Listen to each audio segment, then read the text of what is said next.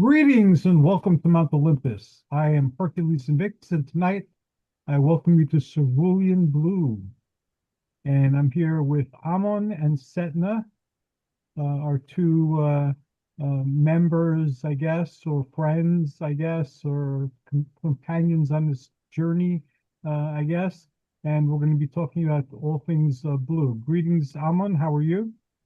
Doing very well, Hercules.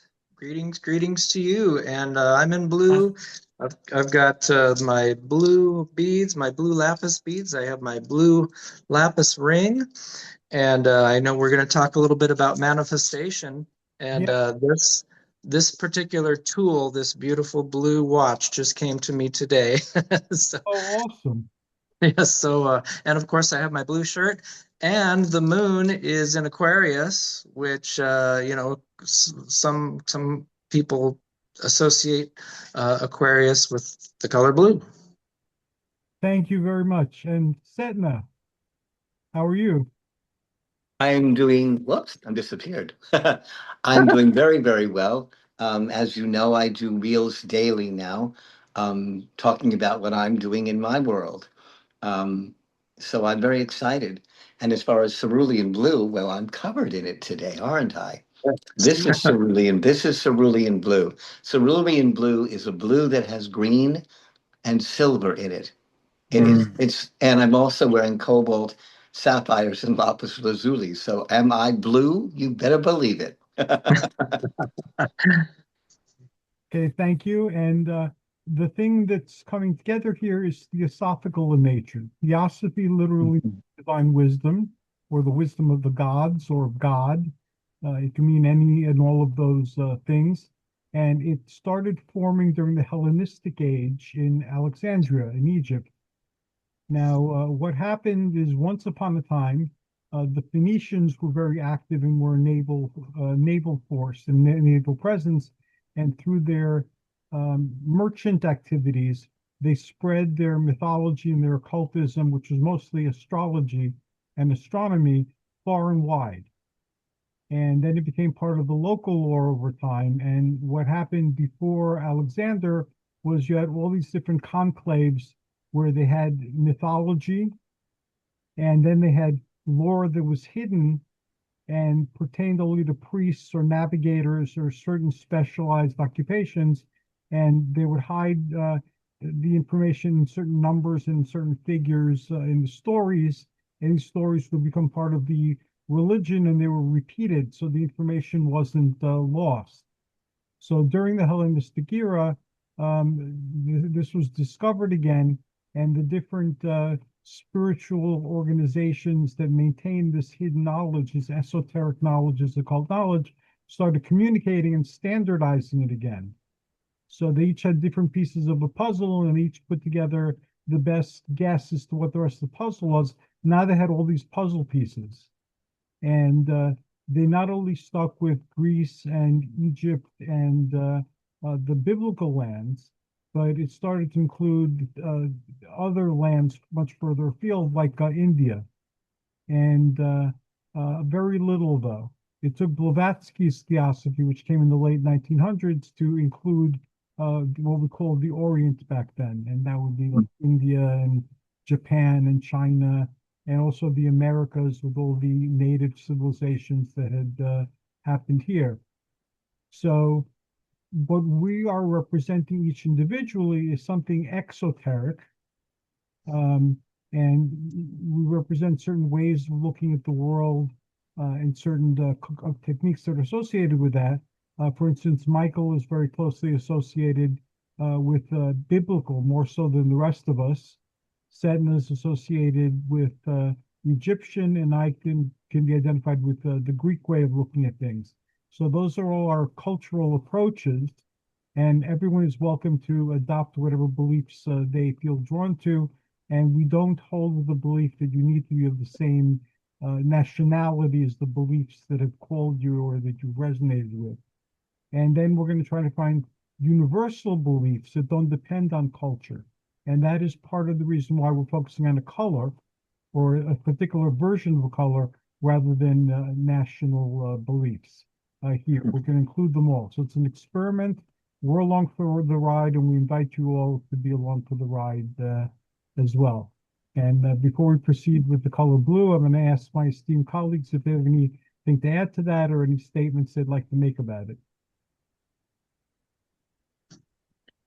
Well, you mentioned the approaches that each of us are taking individually. Just wanted to add one of my approaches, which would be the Urantia book, published in 1955 in Chicago, Illinois. Originally published by the Urantia Foundation. The book has a blue cover. It's a hardbound blue cover, and these days beautiful paperbacks with beautiful pictures on it, but blue. And it's referred to in Urantia circles as the Big Blue Book. So that's one of the approaches. Of course, I've been a Theosophist. I'm a member of the American section of the Theosophical Society and a member of the Rosicrucian Order. But I also express my spirituality and my mission through Urantia book themes and culture too. Big Blue Book.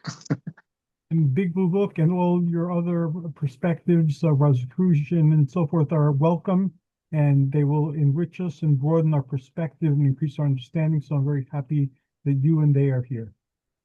Thank you. Setna, any questions, any statements, any clarifications? Well, I will say that, as you mentioned, a lot of the theosophical energies and such came from Alexandria, from the writings of Hermes Trismegistus. Mm-hmm. And we know that his son brought those for us. Asclepius, I believe is his name, and he brought them forth, and your people then took them, built them as they wish, which is what the god Thoth, who is Hermes Trismegistus, wished that to happen. So those knowledges never died, which is very important, because we lost a great deal of information and knowledge after the Roman Empire fell. There was a lot of burning and destroying, and even the great Library of Alexandria was destroyed again. Julius Caesar did a pretty good job the first time, and then the Christians did it the second time. The Coptic Christians decided, since this was a library put together by what they called heathens, they were going to destroy it. So we lost thousands and thousands of years of great knowledge due to the name of God.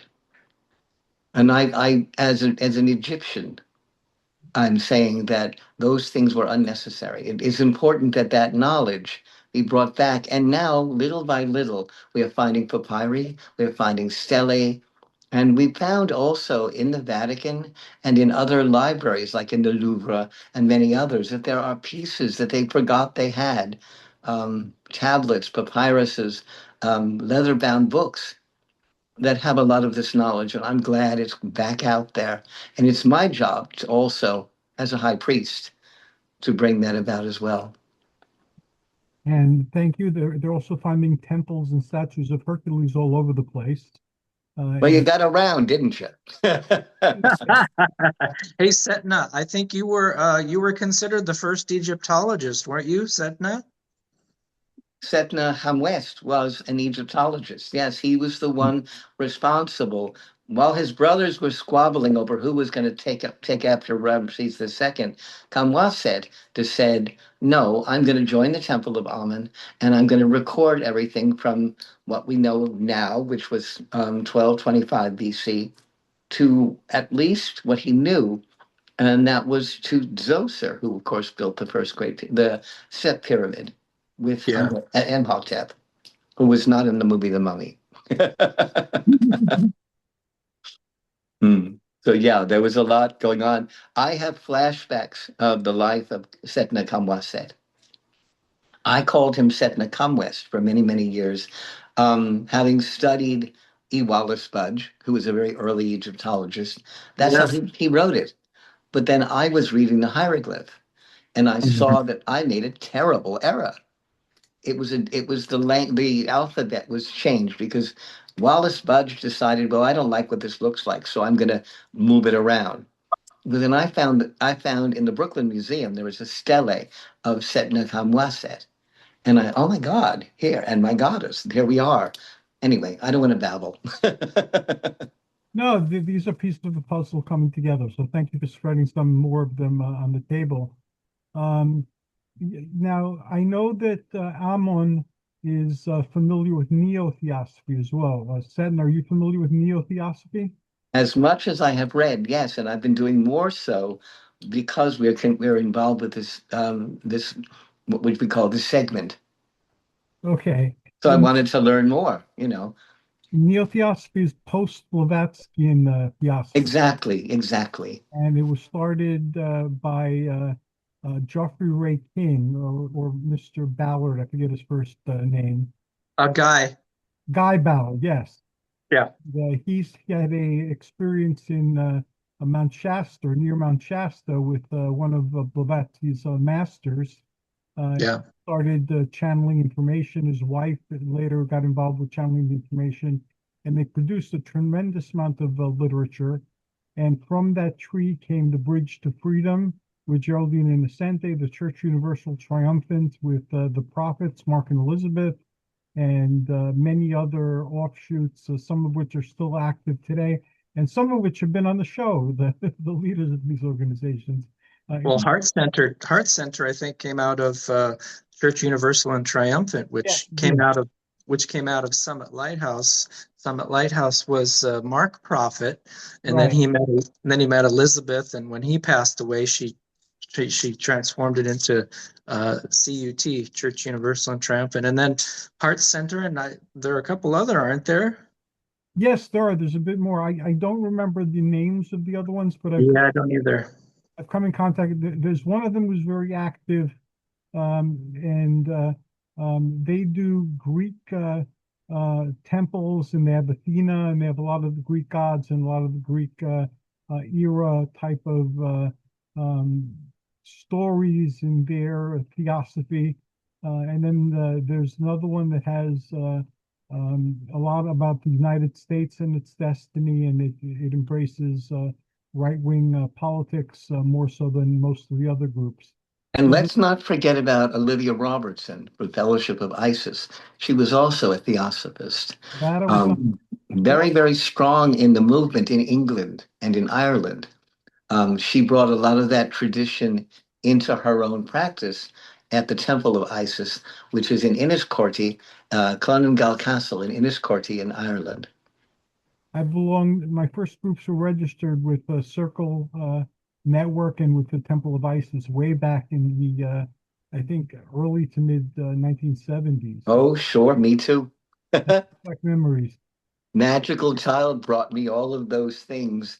And now I'm very good friends, of course, with people that are close to Selena Fox, who was Circle. And I'm sure you know Mark Lyons, drawing the Circle Productions, a very dear friend of mine for many, many years.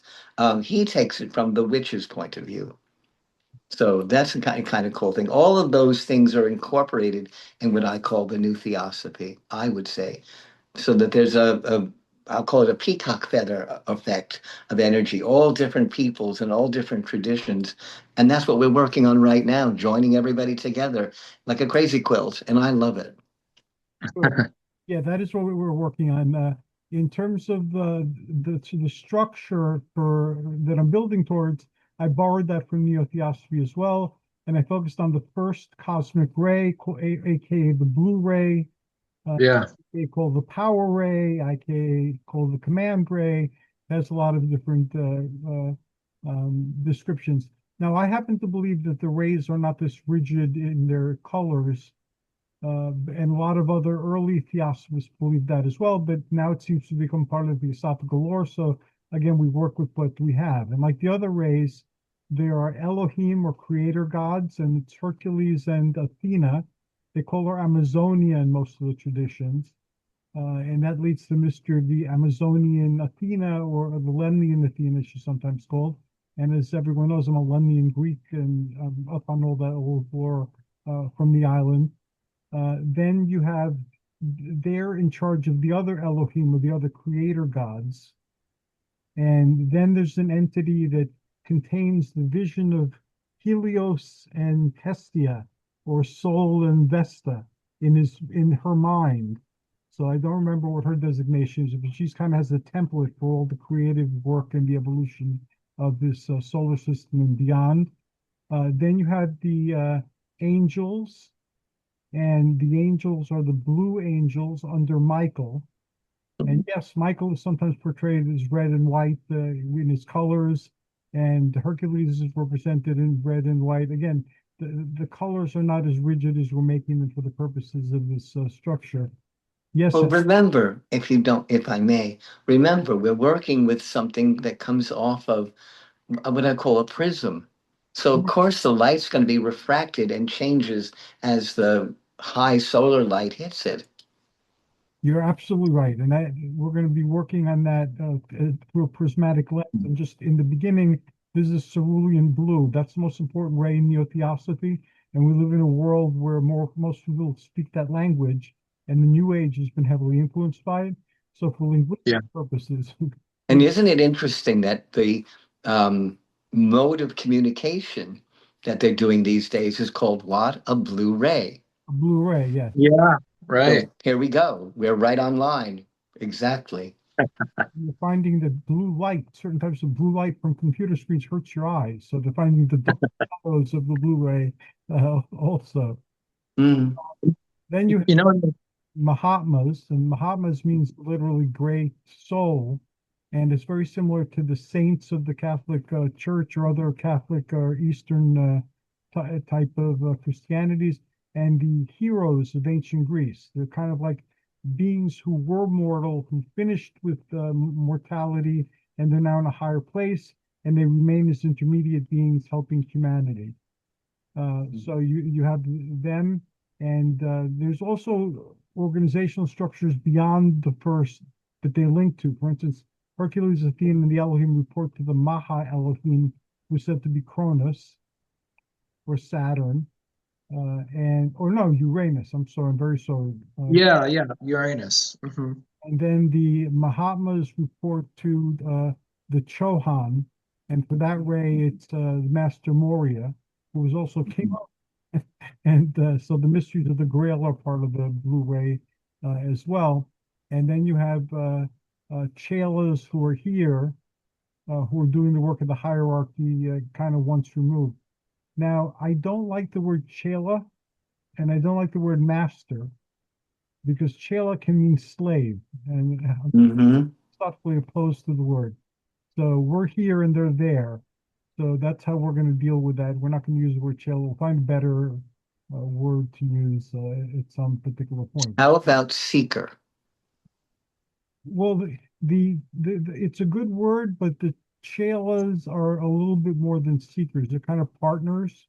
We do the Okay. work. We're kind of like, and I don't pray, but I talk to the universe at all times, or beings in the universe. And pretty much that's where I happen to be. We're here doing this stuff and they're there. So that doesn't make us master and slave. It doesn't make us mere seekers. We're kind of like equal part. We're the guys on the ground. We're the foot soldiers. Okay, that's a valid way to look at it. My people, Kemetic people, look at the call them governors of certain spiritual realms as nomarchs. They are the same way that they were done in the divisions and the regions of Egypt by the pharaoh. They were governors, but the spirit guides are also nomarchs. They have different reasons, they have different duties, I should say, and they have, they work in different ways. That's why the Egyptians have so many different deities. They're not, I don't like the word deity either. I like the word watchers. I like the word guides, guardians. I don't want them to be called deities because they're beyond an energy form like that. Like, for instance, the Greek goddess, or forgive me, Titaness, Hecate, is beyond what a goddess would be. She's more ancient and more powerful than a goddess. The same is true with I have Neith, her name is. She's the goddess, or the, I guess, the nomarch of time and space. She has been known to weave, literally, weave the fabric of time. And that, of course, is also has an equivalent in the Greeks and other traditions. But she's been around They don't even know how long because she's the goddess of time. She kind of invented time. Thank you very much. That was very insightful and having a very difficult time today. Well, God bless you. With Michael A and Michael B. You can do that too. That'll confuse me more. Ammon, Oh dear. anything you want to add to what Setna just said? Oh yeah, I wanted to go back just a little further with the Blu-ray too. One of the elements or aspects, I guess, also associated with the Blu-ray is the power. Of course, we already mentioned that, but freedom and individualism, and I think. Yes. Yeah, and I think those are also kind of linked to the New Age in a way, in that one of the thrusts of the New Age, the Aquarian Age, is that each person is on their own individual path, guided by angels and entities on their own particular individual spiritual path. But I think that's one of the elements of the New Age, and is the that we have the power, we have the individual power to win for ourselves spiritual freedom. And a lot of, I've seen in a lot of different writings where people say that Helena Blavatsky was kind of the mother of the New Age in a way. Yeah. And, there are also other people who have written about the New Age, the history, I guess, of the New Age. And they also talk about Emanuel Swedenborg as being part of the New Age. They say he's kind of like the grandfather of the New Age, in that, dealing with angels and each of our own individual spiritual paths, to become part of that angelic group. So I guess you have the grandfather as Emanuel Swedenborg, the mother as Helena Blavatsky, and as we mentioned, all of those offshoots of the New Age, which we've also, I believe we called them also Neo-Theosophy tonight, that are all part of that Blu-ray. Is that fair to say that there's that connection there? That would be very fair to say. And I think Michael DeRusi may have joined us. Michael, have you joined us? There's another person who has joined us. Other person who has joined us, declare yourself. Could it be Archangel Michael? Maybe, or maybe they're just choosing to remain silent. Person who joined us who's not declaring themselves, please mute yourself. You're free to listen to people if you wish. Yes, those are all excellent points, and eventually we will formalize those. Like, for instance, with the UFO entity Enigma, we formalized our inspirations, our heroes. We have a hall of heroes now, and we're creating annual celebrations for the people who inspired us. And then everyone who is currently involved in the active exploration and sharing of mysteries, be they paranormal or spiritual, is called a torchbearer. So that's coming together like that. So in this endeavor too, we will name our spiritual ancestors or family. Since the three main members are here right now, how about we start with, since we did before we started and after we started, Helena Petrovna Blavatsky, and assign her the position of a spiritual ancestor. I think that's perfect. Yes, absolutely. Okay, awesome. So we will do that, and now we have a guide on the other planes. Have any of you experienced Blavatsky's energy? I have. It's My very grandmother was one of the people. My grandmother was one of the seven Barth sisters who were table tilters in the 1920s. They were flappers, and they were also. My grandmother was a plain old witch, and I guess that's part of where I get it from. But she connected with Blavatsky, and she passed on to me certain knowledges that she felt that it was important I needed to use. And it's funny because now I am the age that she was when she gave me this knowledge. I'm Okay. 67, and it just changed everything. And also, I was told to move south to Savannah. Savannah has given me enormous, enormous energy. So I am grateful to the spirit, I believe, that lives here. So I know that Madame Blavatsky, they say, was also at one time here in Savannah.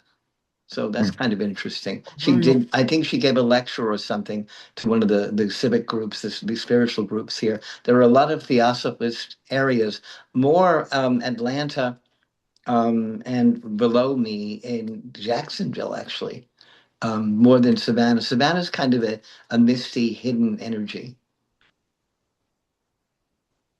The my background was in a Blavatskyan group that focused around the medium George Wayner. He was the person who channeled Rudolph Valentino. Rudolph Valentino was part of his circle, and Natasha Rambova was part of the circle. Hmm. Mundy was part of the circle. He wrote a book with Talbot Mundy writing most of it called The Curious Life. And he was very well known during his life. He did Blavatsky stuff. They didn't call themselves anything. They just said they're doing the work. And that's what we did. We did the work. And I remember when I was training, they had a library that they wouldn't let anybody read. So of course I looked at the titles and I ordered as much of them as I could over time. That's so you. I got to read all those forbidden books they didn't want me to read. But what I'm doing now is, in a way, a culmination of that. I've done things on and off throughout my life under several different names, and now that my life is coming to a close and closing chapter, I'm going back to the basics. I'm doing things now that were my first talk that I gave to the United Lodge of Theosophists. So that's when I finally got around to doing that now. And one of the weird things about life is that I picked up a lot of things, especially books. I guess I missed the burnt Library of Alexandria, and I wanted my own library. But all the books that I would have needed to do what I'm doing now, I picked them up along the way, even though I never read them. So now I don't need to do massive and expensive searches online for all these books I need. I have them all. So I'm I'm the same way with ritual tools. I literally have everything I need to work in the field that I work with. I have every amulet, charm, crystal, books, everything I can possibly need in a physical form. And also, I have what I would call a host of spirits around me, which I know, Michael, you can see, or Ammon, forgive me, you can see, but we're both Michaels, so I relate that way. Um, I know you can see them. I know you often look into my eyes, and I know that you can see the energies around me. They're very good and very knowledgeable, and some of them are very, very ancient. And that's where I come in. I am kind of a walking library of Alexandria myself. Well, you talk about the tools, and of course, books have their own particular vibration. They are entities, really. And and Hercules, you asked us about, if we have experienced Blavatsky, personally. I think that I would say that it was the secret doctrine and the vibration that came from that book and the energy, and of course the ideas behind it, and everything that she put behind her magnum opus that I explored opened up everything for me, really. I mean, it opened up my whole life. It opened up my whole spiritual path.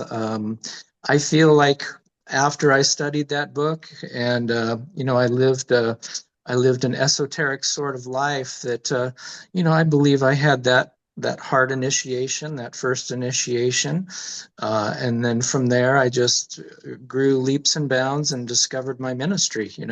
But I did want to say one really interesting thing, though. I guess it's interesting to me. I don't know if it's interesting to anybody else, but when I first met Diane in 1991, May 8th, which of course was the 100th year anniversary of the passing of Helena Blavatsky. We met on that day, the 100th Yeah, the actual day. Diane and her family had gone up to the American Section headquarters in Altadena, California, to celebrate the 100th year passing of Blavatsky. And then it was only a couple days later that Diane and I met in the flesh. And her son from her first marriage, he actually wrote his doctoral thesis on one aspect of the history of the Theosophical Society. So that's one thing that Diane and her son introduced to me really, really early on in our relationship together, all three of us, was Blavatsky and her life. They let me read, the life of Blavatsky and everything. But the thing that really kickstarted everything was, of course, the secret doctrine. But Don, her son, who's into Theosophy, he wanted to restart the esoteric section of the secret doctrine. Blavatsky, Olcott, and Judge had established, when they established the Theosophical Society in New York, they set up the esoteric section of the secret doctrine, which was not only the study of, comparative religions and esoteric literature, but it was also a program where people would live the teachings. They'd live Theosophy. They'd take the initiations. They do the study, the secret study. They do the disciplines, for that whole theosophical life. And it was her son that took us to a little hotel near one of the beaches in California, and he actually created a document for us three, for the three of us, to open up the esoteric section of the secret doctrine again, which had kind of been shut down by Puruker, who was one of the leaders of the Theosophical Society, long after Blavatsky passed. He kind of shut it down in favor of, opening up the more esoteric studies and simplifying Theosophy for the masses and so on and so forth, which was absolutely fabulous. He's got, his writings, his interpretations of Blavatsky, making them more accessible to the public, were fabulous. But anyway, so I felt Blavatsky's energy at that time too, when Don and Diane and I were trying to reignite or reform the esoteric section of the secret doctrine. So it was the secret doctrine itself, and then that, which really plugged me into everything Blavatsky. And that is interesting to me greatly because Michael said someone in his family was connected to Blavatsky's esoteric workings, and I'm descended from the like an offshoot of the Esoteric Lodge, because they closed down the Esoteric Lodge, but the lodges that existed continued to exist. Yeah. The one I was in didn't say that they were part of anything; they were just doing work. And living the life was called building character. That's how they translated it. But it was very much living the theosophical life, what it was about. Mm-hmm. So you've been given a charge to help reform this, and that's part of what we're doing here. So, yes, absolutely. You betcha. You bet we are. Yeah, absolutely. And Diane and I, of course, Dawn, her son kind of moved on to other things, but the ministry that Diane and I developed or underwent, I guess, with all of our celestial team meetings and the Father and the Mother, local universe Father and Mother, Infinite Mother Spirit, who's known in the Greek as Tethys, with the local universe Father Zeus would be the Greek comparison, and local universe Mother Hera, that the two of us, we kind of reopened that by way of Maitreya Great Tao.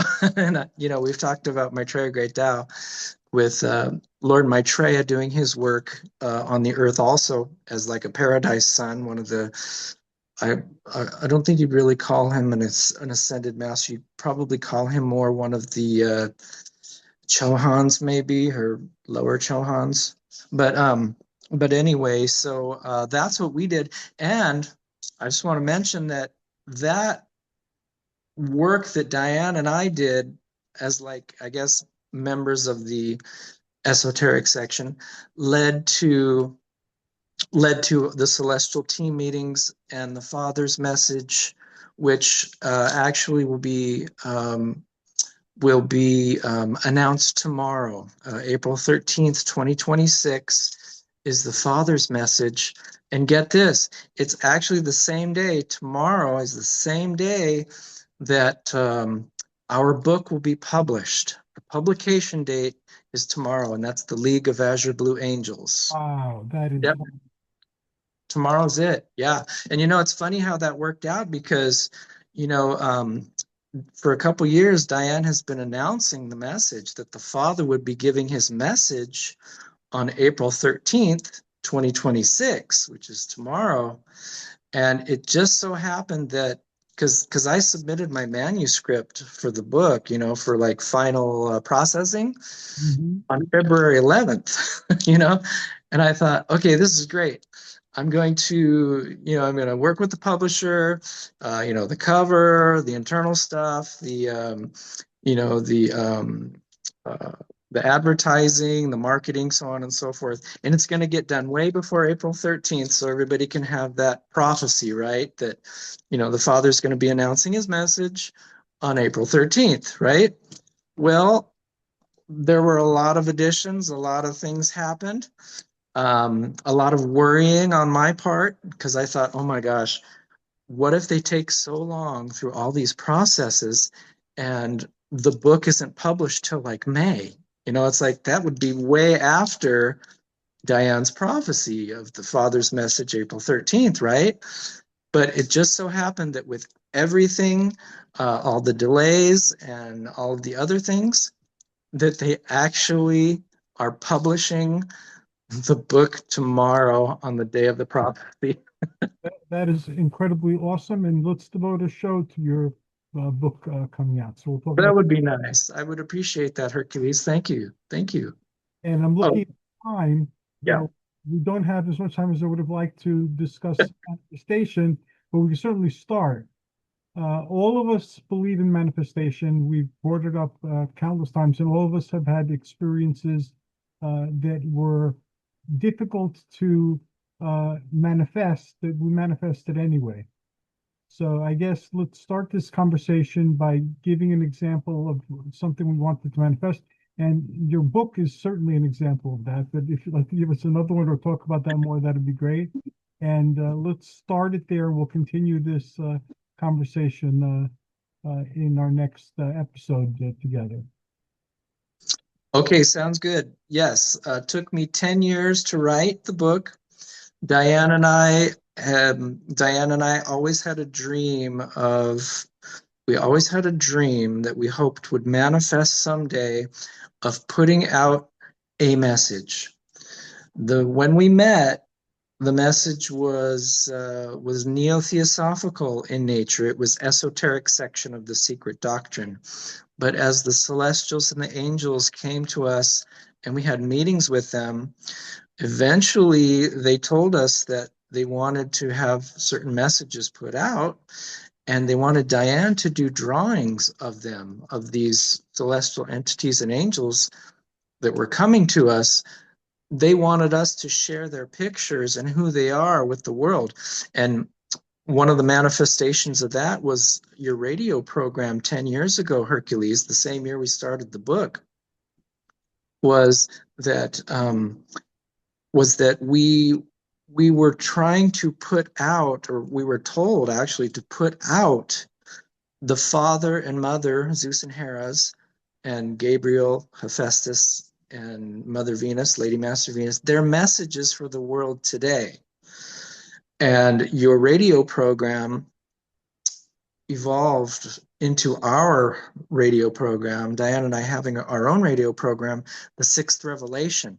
The Urantia book, Fifth Revelation, Diane and myself putting out the 6th revelation of the Father and Mother, Gabriel and Mother Venus. So as far as manifesting, that is something that we wanted to do from the very beginning of our relationship together and our ministry, was to put out the messages of the gods. And I think with this book, I think it is the culmination of 10 years of wanting that to happen and being urged to have that happen. So the book definitely is that. And like I said, my watch today is I don't know, it's kind of like I've always wanted a new watch that was just so really gorgeous and beautiful. And I feel like the work that I did on this book and my dedication to spreading the message of the Father, Mother, Infinite Mother, and Gabriel and Mother Venus, I feel like this is kind of like a reward for me for that. Like, because they made me go into this shop today. I had a nice lunch, and they made me go into this shop, and I was just looking around, and I saw all these beautiful watches, and one just, bam, it just hit me and said, take me. So manifestation, maybe. I think most certainly so. And in both cases, you had a strong desire, and the desire came to be when the time was right, and you recognized it and brought it into your life. Yeah, I think so. Thank you. And Sedna, you're the master manifester. You've manifested so many things in the past few years. It's hard to keep track of all the things that you've manifested.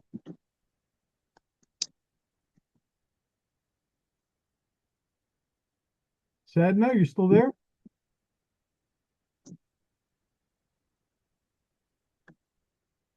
Sedna has disappeared. I wonder what happened. Maybe he's manifesting something as we speak. That is a possibility. And there's someone here on the phone. Individual on the phone, are you ready to speak? No, okay. And I don't know what happened to him.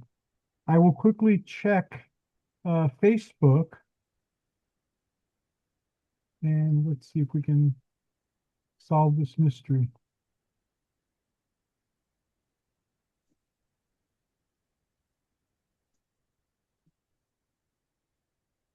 Nope. Oh, well, we will continue. I think one of the things that Setna mentioned was that this new adventure in Savannah was something that he feels that he had manifested in a way. Yes, he's spoken about that several times. He was not in a good place when he was here further north. And one of the things he wanted to do was to change his location, change his life. He lived in a rough section of New Jersey, and there was a lot of negativity and danger. And now he's in a place where he feels much more resident and safe, and many good things that he always wanted to do are happening one by one continuously. You know, there's one other thing I'd say that I think I manifested, Hercules. I think is part of this this big manifestation package of late in my life, was that when Diane passed, you know, because we started the book 10 years ago, The League of Azure Blue Angels. It actually, the title was actually Dancing with the Mother, Dancing with the Father and Mother. Sorry, Dancing with the Heavenly Father and Mother, a Work of Love. But then when the angels came to her in October of 2024, Azure Blue, Azure Lena, King Kaiser, and Queen Lila, and other angels, whom I believe came to her to kind of comfort her and get her ready, you know, for her new life. I think what we did at that time was we changed the title to the League of Azure Blue Angels, because Azure Blue told us that he was the head of this group of kind of like watchers, you know, like Michael Setna was talking about. That he's one of the 3 heads of the group of the League of Azure Blue Angels. So we changed it to that. But when Diane passed away in March of last year, I believe that I needed a place to go to finish the book. So Prescott, Arizona, where I am right now, is the place I believe I was either sent to or drawn to or came to me to go to finish the book, which I did. I took some time off, and I took some time off work, and I just really focused on the book, focused on the beautiful life that we had together. But it was kind of like a retreat. Prescott, because I'm up in the mountains, and it was kind of like a retreat and a place to be able to finish that book. So I think that was kind of part of my manifestation package was that new place. And Diane had mentioned to me that she felt that we had a previous life in Prescott, Arizona, too, as a part of this. Well, there's a tribe of Native Americans out here called the Yavapai Indians, but there's an ancient civilization that existed in the Prescott Valley area before the Yavapai Native Americans. They were called the ancient Yavapai, and Diane said that she said that we possibly had a previous life as part of that ancient group, the ancient Yavapai. So I was kind of drawn to that. And you know what, Hercules, when I did my Zillow search for places to live out here, the this house where I am right now, not right now, but where I live, it kept popping up. I kept going to different houses, renting, buying, blah blah blah, but it kept coming up. And the street I live on is Lotus Court. Oh, And wow. oh, Lotus Court, of course, Lotus, the lotus, the Buddhist iconic image of the lotus, um, growing out of the sludge and the mud to, show this beautiful flower. So I don't know. I think that's part of the package, Hercules, and everything has seemed to be working out really well for me to get to the point where I am tomorrow, which is when the book is published. Send the copy over and we'll devote a show. I'll look through it. I can't read things very well on the computer screens. My Parkinson's medication does a number on my eyes. So that's why you'll often see me. I'll be wearing reading glasses and carrying a magnifying glass. Okay, I'm sorry about that. That's okay. Everyone has challenges. This happens to be mine right now. But this way, if it's something on paper, I could shine a light on it, and then it's easier for me to read. And we'll Okay, devote a show to it. I'll send a copy over. And whenever you're ready to have your own show again, just let me know, and we'll create a show for you, a platform for you. Thank you very much, Hercules. Appreciate that. How about you? What are some manifestations that you've experienced of late, or something in the past that has really jumped out at you as something like synchro, in the synchrodestiny type? So many that I can't even begin to talk about all of them. But I'll just do some recent ones. I'd always wanted to be published in book form. My writings appeared in magazines. Some of the manuals that I wrote for different things I was doing with workforce development were published by the places where I work. I published my own Xerox circulation magazine when that was the thing to do before the internet for a few years. But when I first started, on the suggestion of one of my guests on the show, they said, "Why don't you write for anthologies?" So I said, that's a good idea. So now I have over 20, nearly 25, I think, articles published in book anthologies. Wow. And topics, paranormal. And Mhm. the last one was published by Llewellyn. No, actually, the one before was published by Llewellyn. It came out in November. And this week, another book that I had written for on ghosts. See if I get it here. I don't know if you can see that at all. Oh, just a second. Oh, the persistence of ghosts? Yes. Tim Schwartz, who's in our UFO entity enigma, he Yeah. published it through Zontar Press, and Setna, and I'm going to have to call and find out what happened after we finish the show. He's also published in here. And Nice. if you want to publish chapters, he has different topics, and you could submit, and then if they want to use it, they'll publish it in there too, if you'd like to do that. Nice. Right. And I still have a good relationship with Timothy Beckley, his family, who's resurrected his business. So there's another place that's looking for submissions for anthologies or for whole books as well. So I'll give you that information as you like too. Oh, great. Thank you, Hercules. And again, too many to list, but one of the bigger ones, and I mentioned it already in the show, is that now that I got to a certain age and decided to do the things I knew I had to do from when I was much younger and just starting out, now I'm addressing them all one after the other, and doors have been opening up and things have been happening relatively quickly, and experiences I had early on, I've been asked by the intelligences that I'm in contact with to look at them in a new way, and that unlocked a whole lot of information, and that perspective greatly made my task easier. And this is part of the unfolding manifestation that is currently going on. So thank you for being part of it. Yeah, you're welcome, Hercules. Yeah, it sounds like the circumstances have led themselves to fulfill those dreams, I guess, or those projects that you had that kind of started as seeds a long time ago. Yes, and I got involved with the PD Avengers.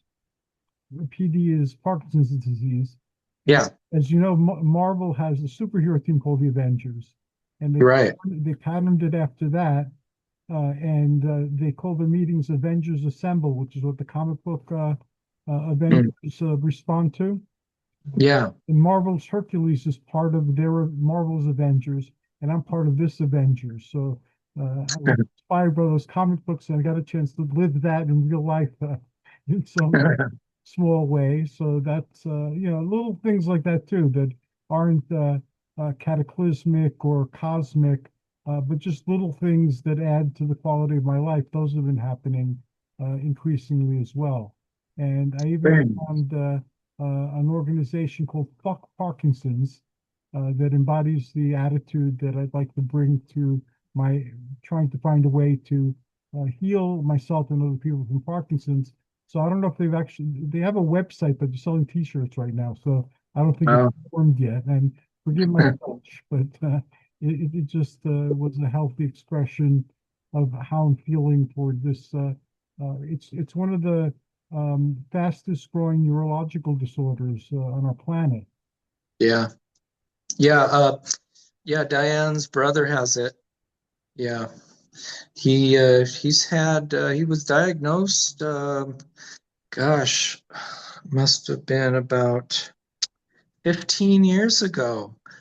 He was diagnosed with it. But he's fairly high functioning, he has to be careful about managing everything, but he's fairly high functioning. Mm-hmm. Yeah.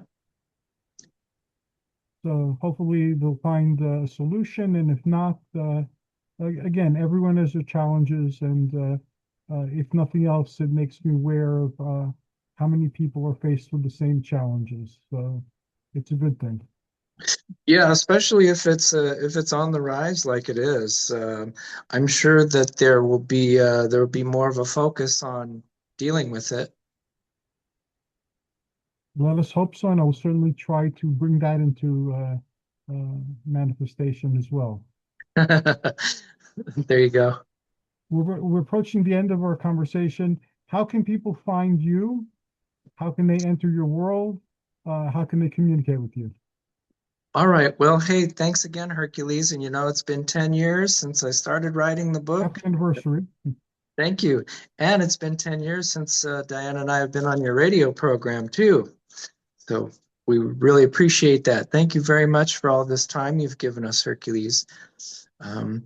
Now, as far as the book is concerned, it's available for pre-order right now in Kindle version, in paperback, and in hardcover on Amazon, of course, .com and BarnesandNoble.com. And there's a description of the book and everything, but the pre-order is open until tomorrow, because tomorrow it'll be published, officially released to the public. So very happy about that. So you can go to Amazon.com, BarnesandNoble.com. My email address for that, if you want to contact me, is League of Azure Blue Angels @gmail.com, is like if you want to contact me personally about the book. But my personal email is michaelduncan1@hotmail.com, and that's DUNKIN. michaelduncan1@hotmail.com. We have our YouTube channel that Diane and I established for all of our celestial team meetings, some of our music, and some of our paintings and things. And that's Michael and Diane Duncan. Diane with 2 N's, DUNKIN. Michael and Diane Duncan is the YouTube.